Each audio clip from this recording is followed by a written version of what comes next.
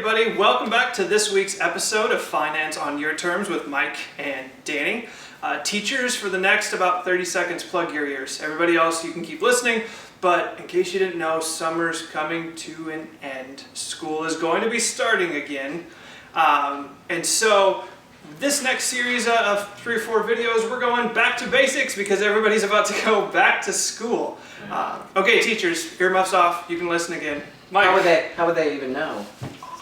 Oh, okay. That's the signal? That's the signal. Okay, that was something else. But anywho, yes, back to basics. And in order to do that, we are going to go as basic as you can. Yep. In our industry and when we're meeting with clients, before we start to talk retirement, paying off debt, any type of investing, any type of other financial goals, any of that, we have to talk emergency fund. And it's probably the least sexy thing that we can talk about because it's so boring and in a lot of cases painful because it just sits there. And so an emergency fund, what it is, just stripped out everything else that you may have heard, is if something unexpected happens in your life. It could be a broken down car, it could be, well, it's hot out, maybe your air conditioner breaks, just like it did at our office. Or something along those lines, an unexpected expense. There's 2 things that usually happen. Either you have the money to pay for it, or you have to put it on a credit card and go into debt. And so the idea here is to create an emergency fund to be able to cover those expenses. But there's a couple stipulations that Danny's going to cover that are required when it comes to an emergency fund.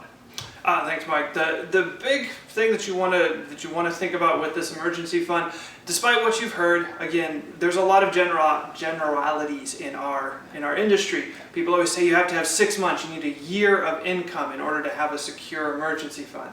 Well, again, situation by situation, we're not going to give you a generality. We need to know what you're doing, what your cash flow looks like, what are the chances that you are going to lose your job or get in some serious financial trouble. So I like to say if you've got a couple months of an emergency fund at least started, then you're in a pretty good spot. You're better than the average American. The other big stipulation is just start it.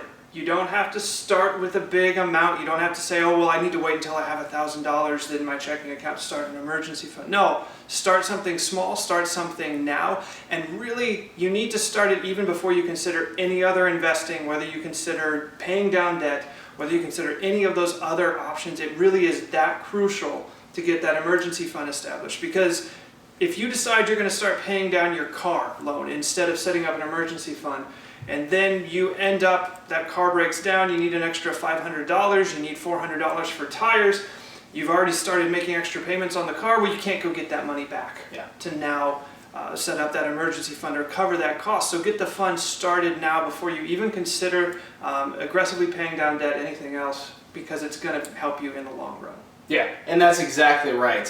We tend to get in this vicious cycle of debt, and that's exactly how that happens. Is we don't plan ahead, which that's human nature, and so we just keep digging this hole again and again and again.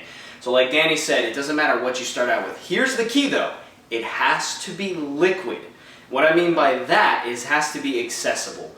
You can do it at a local bank where you can go to the ATM, or there are some online solutions too where it's still FDIC insured, accessible within 24 to 48 hours, but the idea is that it's liquid, it's accessible to you, you're not locking it in to where either A, you're penalized for taking the money out, or B, that it's going to take a week or 2 or whatever it is, a certain amount of time to get that money out, and it's not going to fluctuate. It may not go up a lot, especially because interest rates are so low right now, but it's not going to get locked in and you're not going to get penalized. It's not going to go down. So that's really the key. And like I said before, it's not sexy, but it is a key to building a solid financial foundation for going forward. And before we talk about anything else, we got to take care of this. So even if it's $25 a week, let's start saving that money. No matter where you put it, a lot of times it helps to put it separate from your checking account. So again, you don't see it.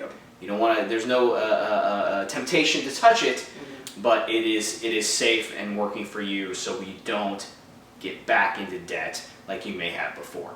But again, I think that's good. You I think nailed that's it. Yeah. Thanks everybody for watching. You got questions, you got comments, shoot us a message, shoot us a direct message. Share this. We're getting more and more views every single week. Yeah, it's been we're amazing. loving it. Next week, we're going to talk about something almost as sexy as emergency funds. I can't wait. So we'll see you here next week. Thanks everybody.